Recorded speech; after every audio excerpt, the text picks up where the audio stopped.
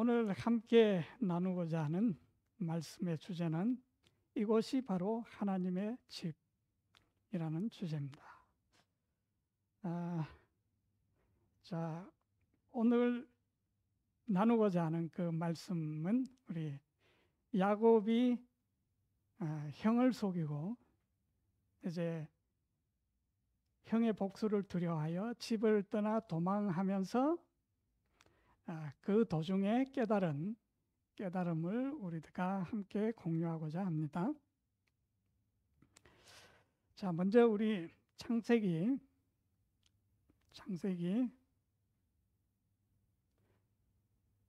28장 10절부터 19절에 있는 말씀을 보도록 하겠습니다. 10절입니다. 야곱이 브엘세바에서 떠나 하란으로 향하여 가더니 한 곳에 이르러는 해가 진지라. 거기서 유숙하려고 그곳의 한 돌을 가져다가 베개로 삼고 거기 누워 자더니 꿈에 본적 사닥다리가 땅 위에 서 있는데 그 꼭대기가 하늘에 닿았고 또 본적 하나님의 사자들이 그 위에서 오르락 내리락 하고 또 본적 여호와께서 그 위에 서서 이르시되 나는 여호와니 너의 조부 아브라함의 하나님이요 이삭의 하나님이라. 네가 누워있는 땅을 내가 너와 내 자손에게 주리니 내 자손이 땅의 티끌같이 되어 내가 서쪽과 동쪽과 북쪽과 남쪽으로 퍼져 나갈지며 땅의 모든 족속이 너와 내 자손으로 말미암아 복을 받으리라. 내가 너와 함께 있어 네가 어디로 가든지 너를 지키며 너를 이끌어 이 땅으로 돌아오게 할지라. 내가 네게 허락한 것을 다 이루기까지 너를 떠나지 아니하리라 하신지라. 야곱이 잠이 깨어 이르되 여호와께서 과연 여기 계시거늘 내가 알지 못하였도다. 이에 두려워하여 이르되 두렵도다. 이곳이요 이곳은 다름 아닌 하나님의 집이요 이는 하늘의 문이로다 하고 야곱이 아침에 일찍 일어나 베개로 삼았던 돌을 가져다가 기둥으로 세우고 그 위에 기름을 붓고 그곳 이름을 베델이라 하였더라. 이 성의 옛 이름은 루스드라. 예,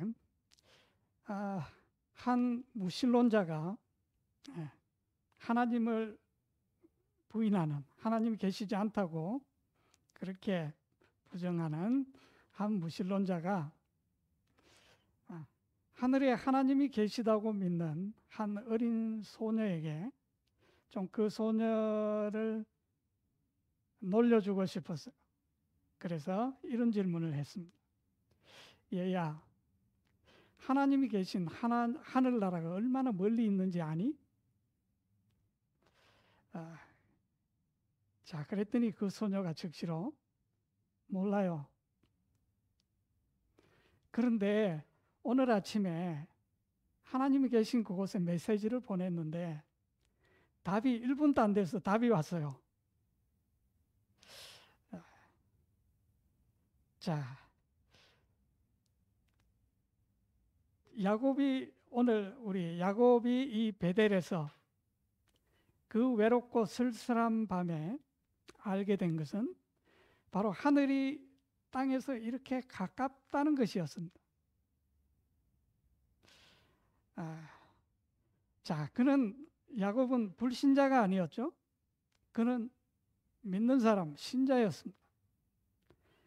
그러나 그때까지 그는 아주 무식한 신자에 불과했습니다. 그는 하나님을 믿었지만 사실 어떻게 보면 하나님을 모르고 믿었어요. 그는 한 그릇 음식을 위하여 장자의 명분을 판 에서와 같이 망령된 사람이 아니었습니다. 그는 어떻게 보면 하나님을 믿으려고 하는, 무작정 믿으려고 하는 어떤 그런 본성을 가졌습니다. 자, 그런데 그가 가진 믿음은 유치하기 그지 없었습니다. 자, 그가 믿음을 가졌으나 그의 믿음은 아직 깨우쳐지지 않았고 다듬어지지 않았어요.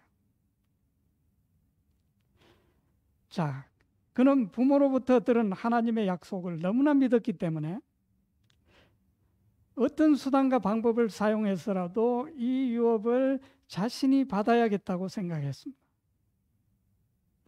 자, 그런데 그는 영적인 것에 대해서 너무도 무지했습니다. 자, 하나님을 섬기는 일은 오직 영과 진리로만 가능하다는 것을 알지 못했습니다. 자, 그리고 하나님께서 하신 이 약속들은 하나님이 친히 이루신다는 것을 알지 못했어요. 자, 그래서 그가 가진 믿음은 정말로 조잡한 그런 믿음이었지만 하나님께서는 그것을 인정하시고 응답하셨다는 것입니다. 자, 우리는 이 사실에 주목할 필요가 있습니다. 참으로 야곱이 이때 나이가 어린 것이 아니에요. 사실 우리 성경을 쭉 그 연대기를 살펴보면 이때 야곱의 나이가 거의 70세가 넘은, 그러면 지금 오늘날 보면 노인이에요. 그 당시에는 물론 그 야곱의 아버지가 180세 이상을 살았기 때문에, 이삭이 180세 이상을 살았기 때문에 그 나이가 그 당시로서는 70대가 그렇게 오늘날처럼 쇠약한 것은 아니지만은 그렇다고 해서 적은 나이가 아니죠. 자, 그러나 그의 믿음은 유치하기 그지없다는 것이죠. 자, 먼저 하나님의 약속을 받는다는 것은 하나님을 아는 것입니다. 거기서부터 시작해야 돼요. 하나님도 모르면서 하나님의 약속을 받겠다? 그러면 그 사람은 하나님의 약속을 올바로 이해하지도 못한 채로 그 하나님의 약속을 왜곡해서 그 약속을 구하게 되고, 그러면 하나님께서 그 약속을 주셔도 그는 자기가 생각했던 약속과 다르기 때문에 아마 그것을 받을 수 없게 될 수도 있죠. 자, 우리 야곱이 도망하던 때를 생각해 봅시다. 자, 우리 앞에서 언급했지만 그는 지금 홀로 벌어진 것과 같은 그의 마음은 굉장히 외롭고 고독하고 쓸쓸하기 그지없는, 자, 그런 처지에서 그는 낯선 길을, 지금 광야를 가고 있는 그러한 상태였죠.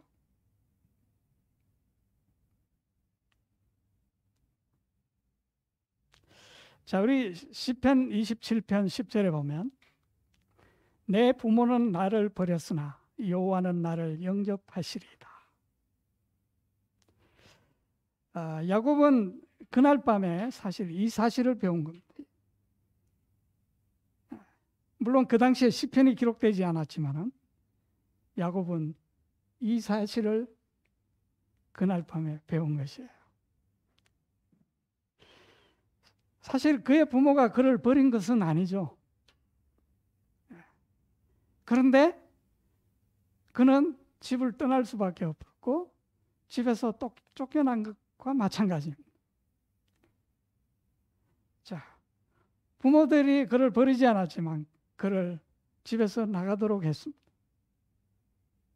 왜냐하면 그렇지 않으면 더 큰 비극이 일어날 수 있다고 생각했기 때문에 야곱을 서둘러서 집을 떠나도록 했죠. 자, 우리는 부모가 우리를 버리지 않아도 이 세상에서는 집에서 쫓겨나기도 하고 버림을 받기도 합니다. 세상에서 우리를 가장 가까이에서 돌봐주고 지켜줄 수 있는 사람이 부모님이죠. 그런데 우리는 이 세상에 부모에게 버림을 받지 않아도 고아가 될 수도 있고, 또는 부모가 우리를 더 이상 지켜줄 수 없는 상황이 오기도 하죠. 자, 우리는 세상의 어떤 사람에게서도 도움을 기대할 수 없는 절망감이 밀려올 때가 있습니다. 자, 그때는 바로 우리가 참 아버지를 발견할 수 있는 기회가 되는 것이죠. 자, 야곱은 자기의 장자권은 야곱이 바라던 그 장자권은 그 팥죽 한 그릇으로 구매를 했고, 또 아버지와 형을 속이고 그 축복도 받아냈어요. 그러나 그가 집에서 가지고 나온 것은 아무것도 없었어요. 오직 낯선 길을 가기 위해서 그의 손에 들린 것은 마른 나무 지팡이 하나밖에 없었습니다.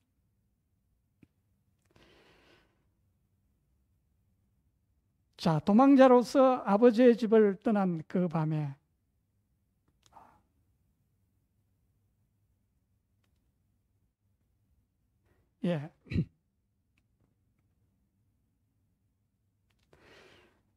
도망자로서 아버지의 집을 떠난 그 밤에 하나님께서는 참 아버지와 그 아버지의 집에 대한 참된 지식을 가르쳐 주셨습니다.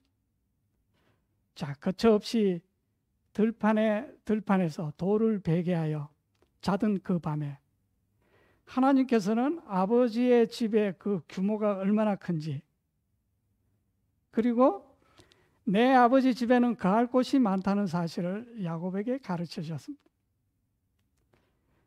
자, 그때까지 야곱이 생각한 그 유업은 어쩌면 그 아버지 이삭에게서 받을 수 있는 어떤 그런 것이었을 수도 있죠. 그래서 그는 아마 나이가 70세가 넘도록 그 아버지 곁을 떠나가지 않고 그 집에 머물렀던 것이 아마 그런 이유였을지도 모르겠습니다. 왜? 그 하나님께서 아버지에게 약속하신 그 유업을 자기가 받기 위해서 그곳에 머물러 있었던 거죠.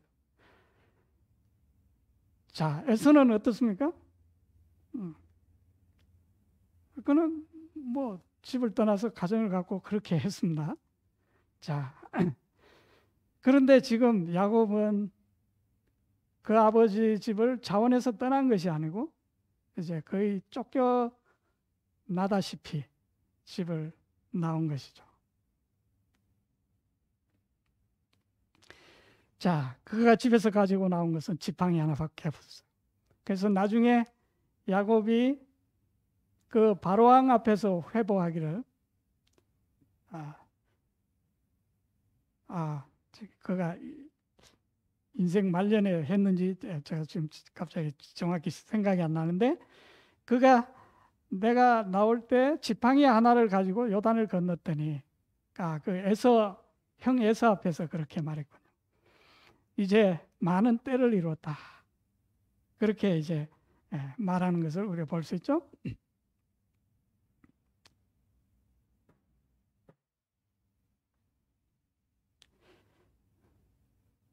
자, 우리 이사야 66장 1절 2절.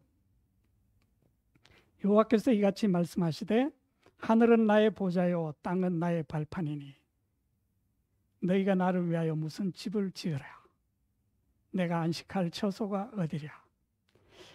2절 나 여호와가 말하노라. 내 손이 이 모든 것을 지었으므로 그들이 생겼느니라. 무릇 마음이 가난하고 심령에 통회하며 내 말을 듣고 떠는 그 사람은 내가 돌보려니와. 자, 이제 하나님께서는 이 야곱에게 하나님의 약속을 주시기 전에 바로 그 주신 참 아버지, 그분의 집의 규모에 대해서 가르치시기를 원하셨습니다. 자, 여기 이것은 이사야 66장에서 이사야가 이사야를 통해서 말씀하신 것이지만요. 자, 이 말씀은 하나님께서 마치 자기 자랑하는 것 같죠? 하늘은 나의 보좌요, 땅은 나의 발판이니. 마치 뭐 하나님께서 자기 자랑하시는 것 같지만은 사실 우리에게 유익이 되지 않으면 하나님은 자랑도 하지 않으십니다. 자, 모든 말씀은 우리를 위해서 기록되었다는 것입니다.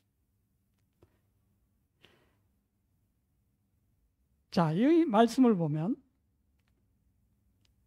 하나님이 계시지 않는 장소는 없다는 것이죠. 하나님이 계시지 않는 곳. 다시 말하면 하나님은 어느 곳에나 계신다는 것입니다. 자, 이것을 시편 139편에서 좀 더 구체적으로 말씀해 주시는 것을 볼 수 있는데요. 시편 139편 7절. 내가 주의 영을 떠나 어디로 가며 주의 앞에서 어디로 피하리이까. 내가 하늘에 올라갈지라도 거기 계시며 수월에 내 자리를 펼지라도 거기 계시나이다. 내가 새벽 날개를 치며 바다 끝에 가서 거주할지라도. 자, 우리가 이 말씀을 읽을 때 저도 이 말씀을 과거에 우리 찬미가 교동문에 나오잖아요. 이거 읽으면 하나님이 나를 따라다니면서 매 순간 감시하시는구나, 이런 걸로 생각을 했어요. 참 하나님은 눈도 밝으셔갖고 주무시지도 않고 우리가 어디 가는 곳마다 따라다니면서 감시하고 뭘 잘못하나 이렇게 보시는 걸로 이렇게 막연히 그런 생각을 가지고 이런 성경을 읽었던 것 같아요. 그런데 자, 그 말씀이 아니죠. 10절에 보니까 내가 새벽 날개를 치며 바다 끝에 가서 거주할지라도 거기서도 주의 손이 나를 인도하시며 주의 오른손이 나를 붙드시리이다. 이 말씀을 우리가 주의 깊이 그냥 주르륵 읽어 지나가 버리면 우리 이 말씀을 놓치는 거죠.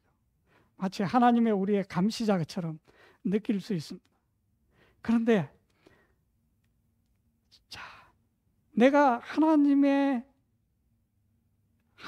피해서 내가 어디 갈 곳이 없다, 이렇게 쭉 말씀하시는 이유가 하나님이 늘 우리 곁에서 우리를 인도하시고 우리의 손을, 그분의 오른손이 나를 붙들고 돌보신다는 것을 지금 말씀하시기 위해서 이 말씀을 하시는 거죠. 자, 그러면 우리가 이 10절에 포커스를 맞춰서 이 말씀을 읽으면 이것은 너무나 복음이죠. 그렇죠? 자, 마치 10절을 우리가 놓쳐버리면 하나님이 우리를 벌주시기 위해서 끝까지 우리를 쫓아오시는 것처럼 그렇게 생각할 수가 있죠. 자, 우리는 사실 그렇게 생각하기 쉬운 것이, 우리 잠언에 보면 악인은 쫓아오는 자가 없어도 도망한다고 했습니다. 자, 우리는 그것이 악하다는 증거죠. 자, 하나님이 우리가 어디 갈지라도 하나님이 우리를 따라오신다고 할 때 우리는 죄인이기 때문에 그렇게 생각할 수밖에 없는 거죠. 왜? 악인은 쫓아오는 자가 없어도 도망하기 때문에. 우리 잠언 28장 1절에 그랬죠. 자, 그러나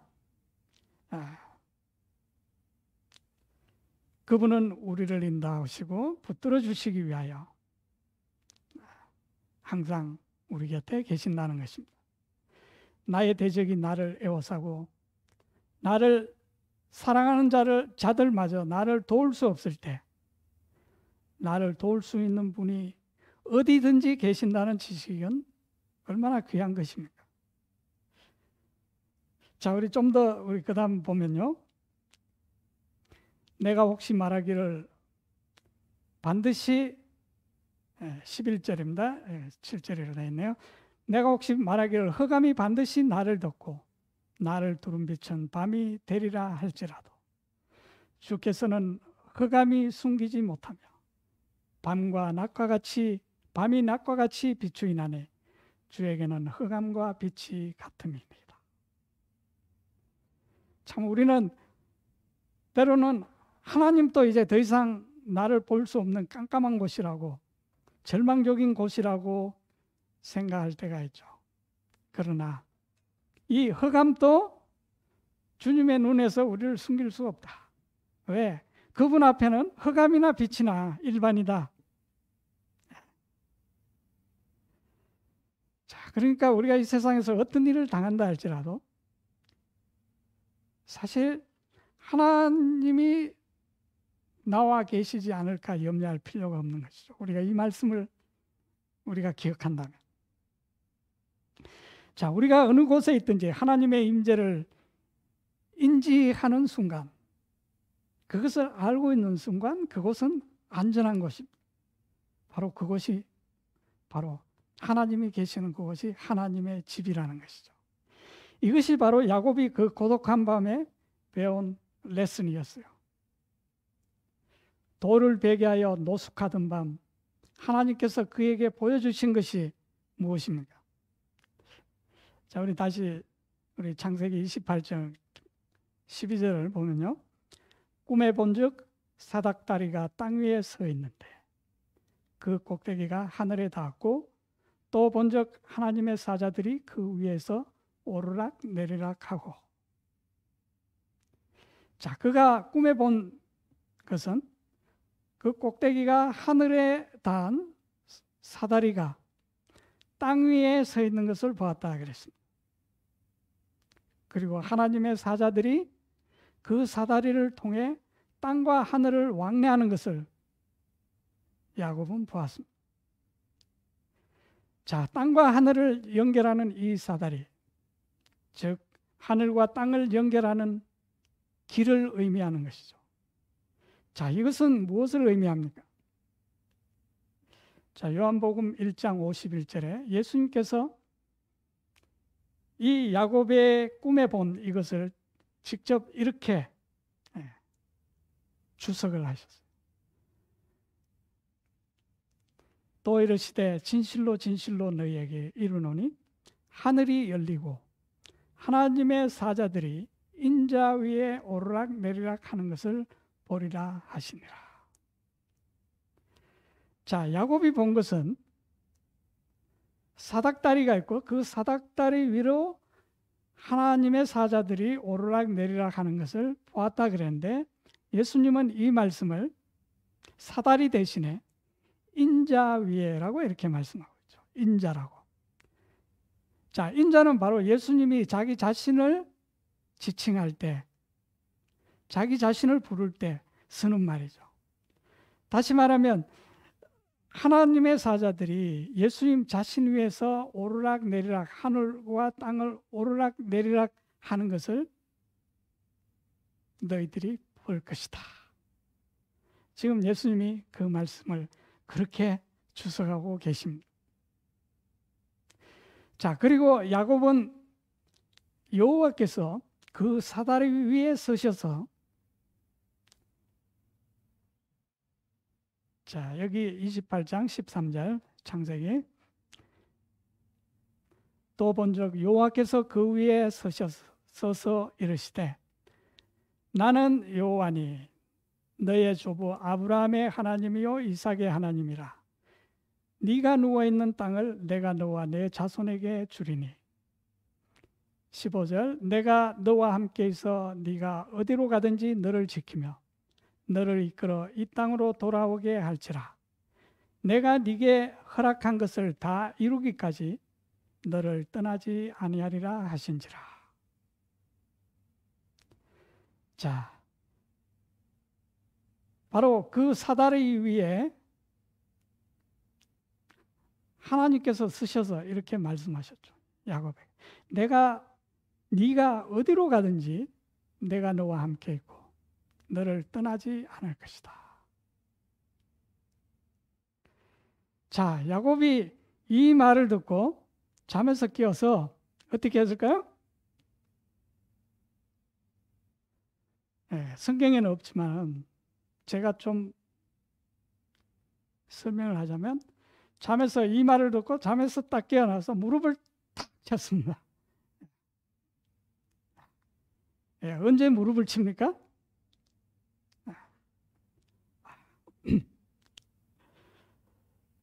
자, 여기 야곱이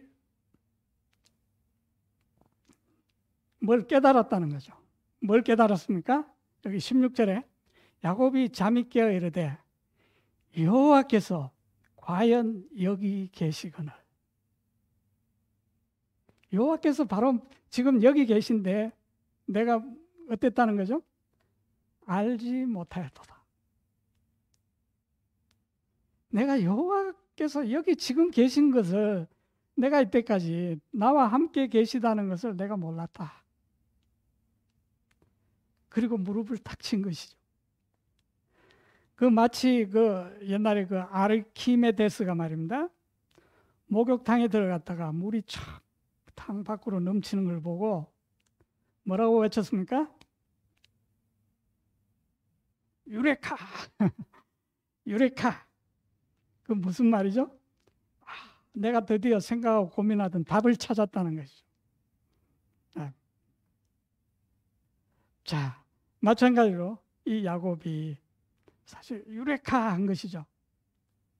여호와께서 과연 여기 계시거늘 내가 알지 못하였다. 자, 17절 이에 두려워하여 이르되 두렵도다 이곳이여 이것은 다름 아님 하나님의 집이요 이는 하늘의 문이로다. 자, 야곱이 하나님이 여기 계시다는 것을 깨달았을 때 바로 여기가 무엇이라고요? 하나님의 집이다.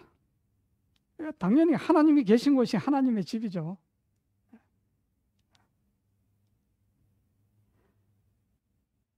자, 그는 지금 아버지의 유업과 지금 멀리 떨어져 도망가고 있는 그때에 참 얼마나 두려웠고 낙심됐겠어요. 그는 이제 장래일을 알지 못하고 아버지 집, 그 아버지의 유업과 점점 멀리 가고 있는데 하나님께서 거기 나타나셔서 그의 아버지가 되어주시고 그리고 하나님이 계신 곳이 곧 자기 그 아버지의 집이라는 것을 깨닫게 된 것이죠. 우리 성경을 이렇게 더듬어 아까 야곱의 나이가 그때 70세가 넘었다 그랬는데 그 야곱의 그 생애를 이렇게 우리 연대를 딱 추적해 보면 이때 야곱이 이때가 77세 정도 됐어요. 자, 그래서 77세가 되기까지 야곱은 아버지의 집에서 유업을 얻기 위해서 별짓을 다 하다가 결국은 쫓겨났잖아요. 그것 때문에. 참 그의 실망감이 컸죠. 자, 그러나 이제 유업을 약속하신 참 아버지를 만났고 그가 계신 곳이 곧 아버지의 집임을 깨달았습니다. 자, 우리 이제 요한복음 14장으로 한번 가보겠는데요. 자, 우리 요한복음 14장 하면 흔히 말하는 재림의 허락장. 사실 성경에 그런 제목이 없어요. 그 우리 인간이 붙인 말이죠. 그런데 인간이 붙인 이런 제목 하나 때문에 우리는 하나님의 말씀을 깨닫는데 굉장히 제한을 받을 수가 있다는 겁니다. 자, 우리 요한복음 14장은 예수님 재림하실 때에 이루어질 장이니까 아직 예수님 재림 안 하셨으니까 지금 우리 현실하고 아무 상관이 없는 장이죠.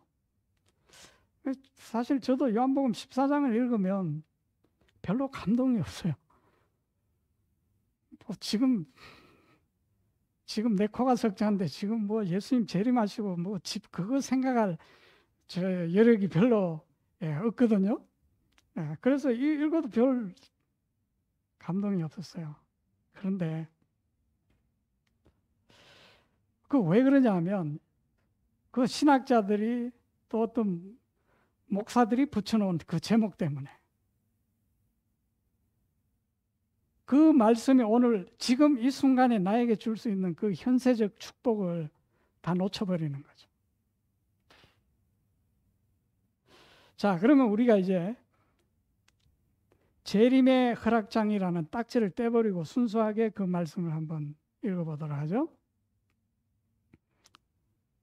예수님의 재림장이라는 이제 그걸 머리에서 지워버리고요. 자, 읽어봅시다.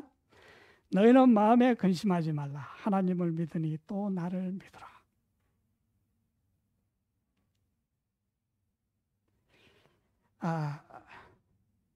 자, 물론 예수님의 재림 후에도 이 말씀이 우리에게 적용돼요. 그때도 우리에게 현세적 축복으로 이 말씀이 적용되지만 우리는 이것을 미래의 어떤 사건에 고정시켜 놓아버리기 때문에 우리 이 말씀이 주는 현세의 축복을 못 받는다는 거죠. 자, 여기 너희는 마음에 근심하지 말라. 하나님을 믿으니 나를 믿어라. 자, 2절 내 아버지 집에는 거할 곳이 많다. 자, 예수님께서는 여기 근심하지 말라고 하면서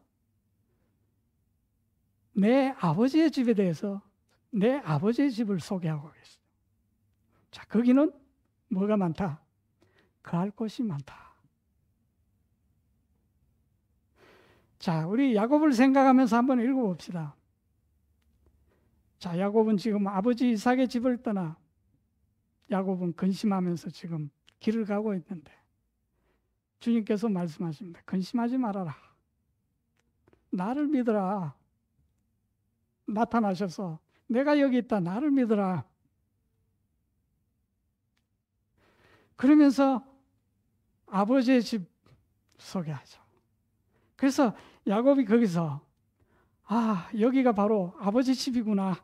그걸 깨달은 거잖아요.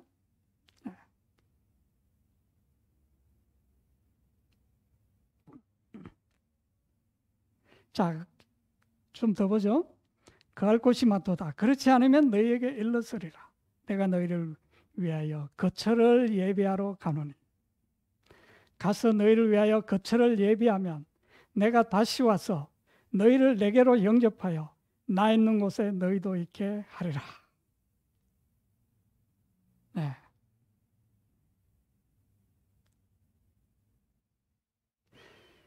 자, 예수님께서 그 아버지의 집, 거할 곳이 많은 아버지의 집을 소개하시면서 내가 이제 너희를 위해서 그 거처를 예비하러 간다. 다시 말하면 그 길을 예비하러 간다. 하나님이 계신 곳, 너희들이 하나님을 만날 수 있는 그 길을 예비하러 간다.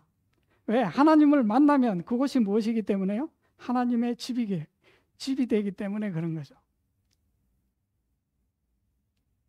자, 그래서 뒤에 보면 예수님 내가 곧 길이요. 바로 그 뒤에 나옵니다. 그 다음에 소개할게요.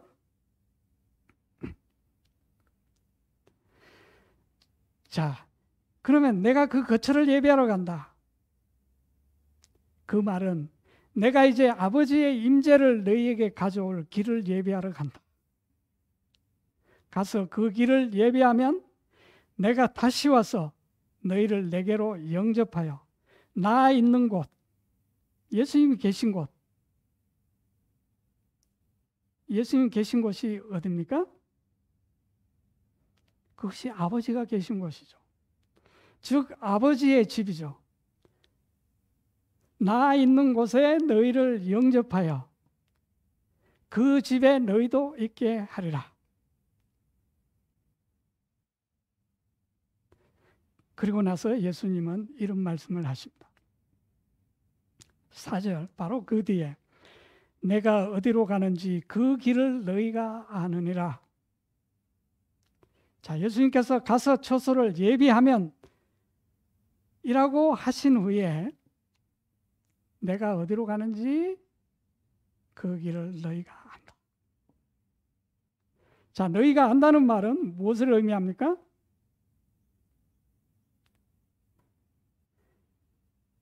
이미 그들에게 누누이 말씀하셨다는 것이죠. 사실 예수님은 우리를 떠난 적이 없으십니다. 주님은 한 번도 우리를 떠난 적이 없어요. 한 번 떠나셨네. 한 번. 여기 내가 가서, 갔다가 다시 오겠다. 지금 떠나시는 거잖아요. 자, 딱 한 번 제외하고 그분은 우리를 떠난 적이 한 번도 없습니다. 자, 바로 그 한 번이 여기서 말씀하시는 가서 이거죠. 가서. 그분이 우리 곁을 떠나 어디로 가시겠다는 것입니다. 자, 우리는 흔히 이것을 어디라고 생각합니까? 하늘로 승천하신 것으로 생각하죠. 자, 예수님께서는 내가 하늘로 승천한다는 말을 제자들에게 그렇게 말씀하시지 많이 그들이 알 정도로 말씀하시지 않은 것 같아요. 그분이 누누이 말씀하시는 것은 내가 간다는 그 길은 십자가의 길이었어요. 승천의 길이 아니라 승천이 있기 전에 십자가의 길.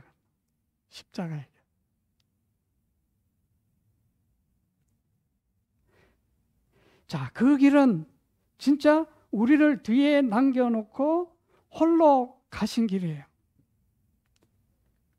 그 길은 그분 혼자만이 가실 수 있고 또한 혼자 가야 하는 길이었습니다.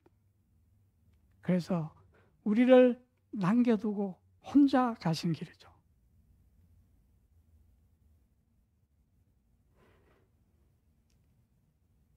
자, 바로 예수님은 우리를 위해서 참으로 그 십자가를 심지어 아버지까지도 나의 하나님 어찌하여 나를 버리셨나이까. 자, 그때 모든 제자들이 그를 버렸고요. 자, 하나님도 아버지도 그와 함께 할 수 없는 그 먼 길을 그분 혼자 가신 것이죠. 자, 그 후에 대화를 쭉 보면 우리 요한복음 14장 그 뒤에 쭉 제자들과의 대화, 예수님께서 하신 말씀을 보면 예수님은 이미 아버지의 집에서 아버지와 함께 거하고 계셨어요.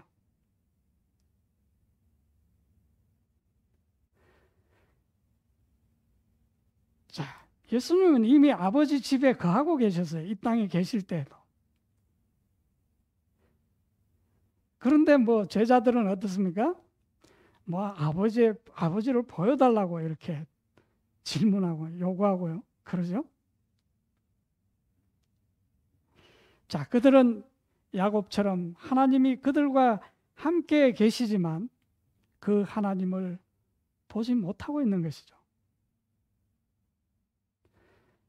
그분은 이제 마지막으로 십자가를 통하여 그들의 눈앞에 아버지를 계시하셔서 십자가의 길을 통해서 그들의 눈을 밝히 띄워주셔서 그들로 하여금 아버지를 보도록 하기 위해서 그분은 이제 그 길을 가시는 것이죠.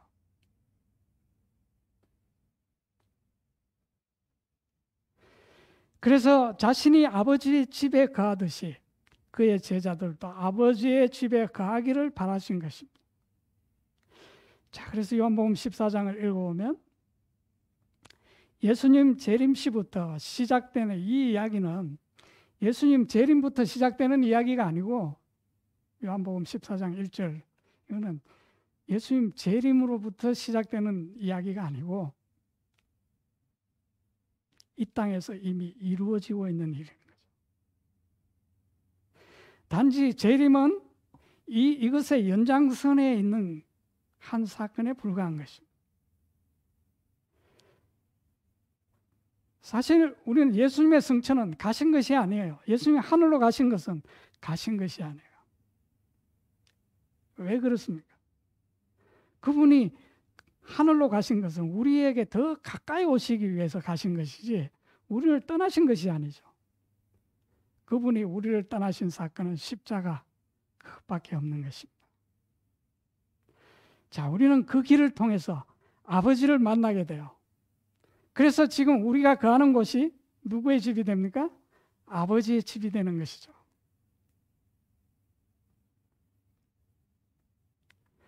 자, 그분은 성령을 통하여 우리 마음 안에 오셔서 지금 녹화하고 계신 분입니다. 지금 그분이 하늘로 떠나신 것이 아니에요. 그분은 성령을 통해서 우리 곁에가 아니고 우리 마음 안에 계시기 위해서 승천하신 거예요.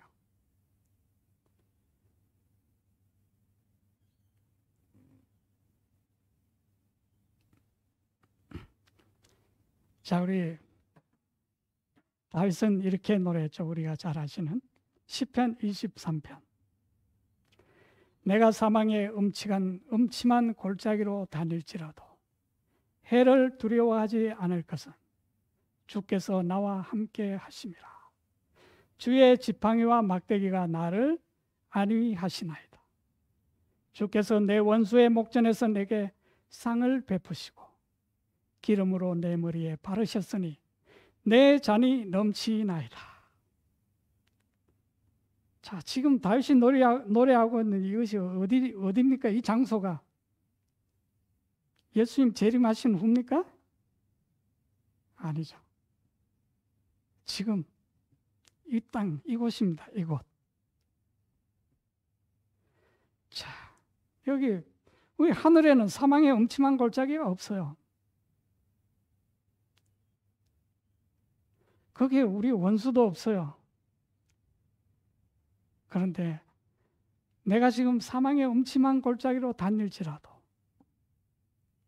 내가 해를 두려워하지 않는다. 왜?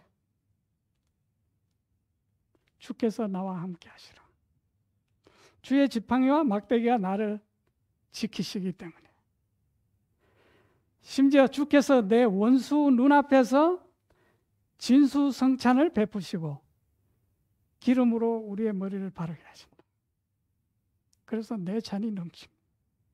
원수가 보는 앞에서 우리는 상 차려놓고 즐긴다는 거죠. 그것이 어디입니까? 이 땅이라는 거죠. 이곳. 하늘이 아니고. 자, 6절.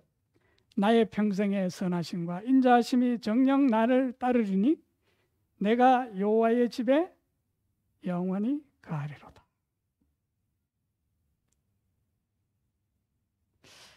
뭐 우리 영어에 보면 I will dwell이라고 되어 있기 때문에 미래?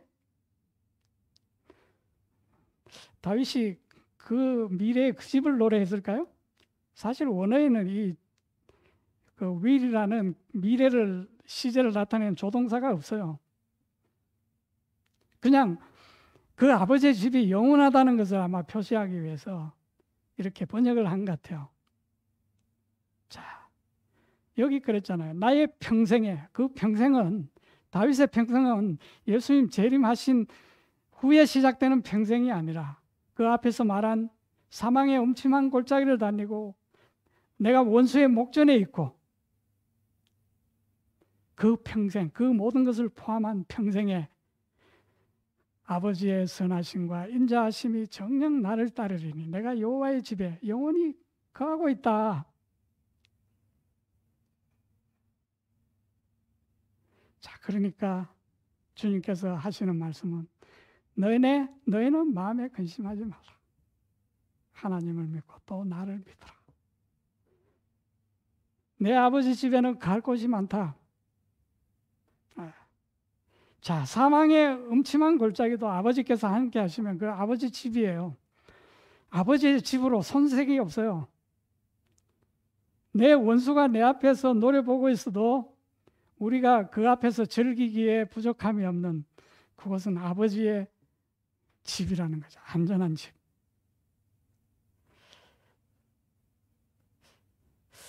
예, 우리 참 시간이 되면 요한복음 14장을 다 처음부터 끝까지 읽어보면 좋은데 여러분들이 한번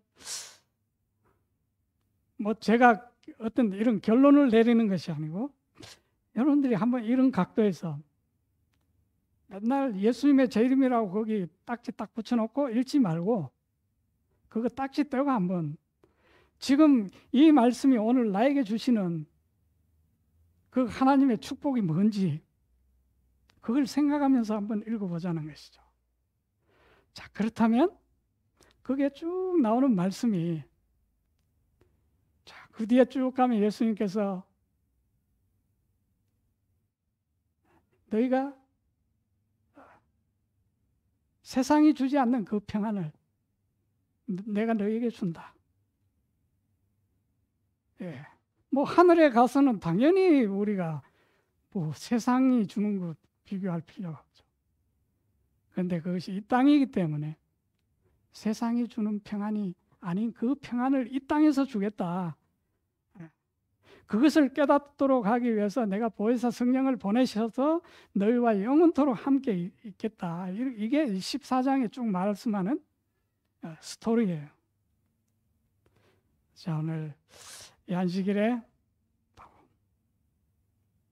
하나님께서 오늘 이 자리에 우리와 함께 계시다. 이 사실로 인해서 우리 야곱처럼 매일 매순간 무릎을 치면서 감탄하고 기뻐하고 즐거워하고 하나님께 감사의 제단을 쌓게 되시는 우리 모든 성도님들이 되시기를 간절히 바라면서 말씀을 마치겠습니다. 자, 우리 그러면 기도드리고 예배를 마치겠습니다.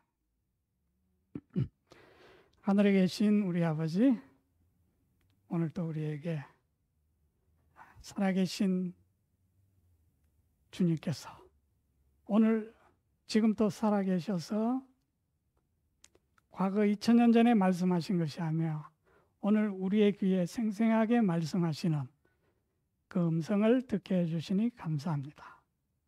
참으로 우리가 매 순간 예수 그리스도와 그의 십자가를 역사 속에 묻어버리지 않게 하시고 오늘 실제 하는 그 진리요, 실제 우리와 함께 하시는 그 생명으로 받아들일 수 있도록 축복해 주시옵소서. 참으로 우리가 이 땅에 이미 주님의 나라가 건설되었고 주님의 왕국이 이 땅에서 시작된다는 사실을 알게 하시고 또 우리가 이미 그분의 품 안에서 그의 집에 거하고 있음을 알게 하셔서 자, 이 평안이 영원히 하늘로까지 주님 오실 때까지 유지된다는 사실을 기억하면서 우리에게 주신 이 약속과 축복을 인해서 감사할 수 있도록 도와주시옵소서. 오늘 이제 우리에게 주시는 모든 축복들을 우리 모든 성도들 한 사람도 빠짐없이 누리게 하시고 모든 가정마다 주님께서 축복하시고 또 모든 필요를 따라서 도우시는 그 주님의 손길을 또 매순간 매일 경험하는 귀한 가정들 되게 하여 주시옵소서. 모든 은혜를 감사드리오며 사랑이 많으신 예수님의 이름으로 기도하옵나이다. 아멘. 감사합니다. 좋은 하루 되십시오.